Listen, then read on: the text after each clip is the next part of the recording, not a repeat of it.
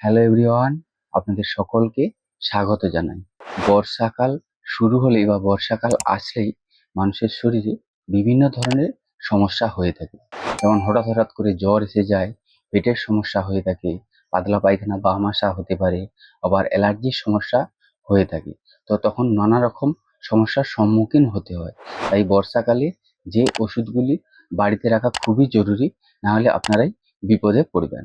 তো কি কি ওষুধ বাড়িতে রাখতে পারেন, তো তার নিয়েই আজকের এই ভিডিওটা। তো ভিডিওটা পুরোটা দেখতে থাকবেন, আর যদি স্কিপ করে যান তাহলে বিষয়টি পুরো বুঝতে পারবেন না, আপনারাই সমস্যায় পড়বেন। তো চলুন ভিডিওটা স্টার্ট করি। বর্ষাকাল মানেই অসুখের মৌসুম। এই বর্ষাকালে বিভিন্ন রকম অসুখ হয়ে থাকে শরীরে।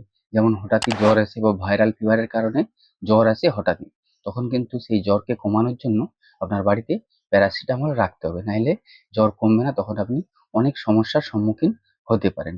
আবার কি অনেক সময় পেটের সমস্যা হয়ে যায়, বদহজম হয়, অম্বল হয়। তার জন্য কিন্তু আপনাকে যে কোনো এনজাইম সিরাপ বা ডাইজেস্টিভ এনজাইম জাতীয় কিছু রাখতে হবে। আবার অনেক সময় পেটের মধ্যে গ্যাস হয়ে যায়।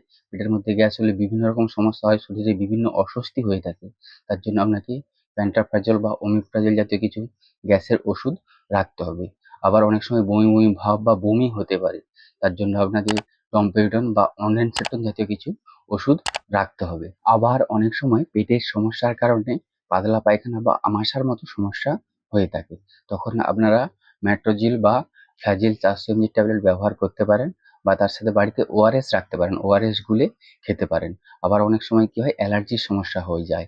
আমাদের কি হয়, অ্যালার্জির সমস্যা হলে সাধারণ ঠান্ডা লাগা, নাক দিয়ে কাঁচা জল গড়ানো, চোখ দিয়ে জল গড়ানো, বা ত্বকের চুলকানি ভাব, অনেক রকম সমস্যা হয়ে থাকে অ্যালার্জির কারণে। তখন আপনারা সিটিজের ট্যাবলেট খেতে পারেন। আবার ঠান্ডা লাগার কারণে নাক বদ্ধ হয়ে আসে, তখন আপনারা বিভিন্ন নাকের ডব রাখতে পারেন। বর্ষাকালে হঠাৎ অসুবিধা থেকে মুক্তি পেতে প্রাথমিকভাবে এই ওষুধগুলি আপনারা বাড়িতে রাখতে পারেন, এবং এই ওষুধগুলি ব্যবহারের পদ্ধতি আমি ডেসক্রিপশনে ভিডিওর লিঙ্ক দিয়ে দেবো, আপনারা গিয়ে দেখে নেবেন। তো এই ছিল বর্ষাকালে আপনারা কি কি ওষুধ বাড়িতে রাখতে পারেন তার বিষয়ে একটা সম্পূর্ণ বিবরণ। এর বাইরেও যদি আপনাদের কিছু জানার থাকে, বা আপনাদের অন্যান্য কোনো হেলথ বা মেডিসিন সম্বন্ধে কিছু জানার থাকে, তাহলে অবশ্যই কমেন্ট করে জানাবেন। আর ভিডিওটি যদি ভালো লাগে তাহলে শেয়ার করে দিবেন, আর লাইক করবেন, আর হ্যাঁ, অবশ্যই চ্যানেলটিকে সাবস্ক্রাইব করে দিবেন। আপনারা সকলে বেশ ভালো থাকবেন, সুস্থ থাকবেন। ধন্যবাদ।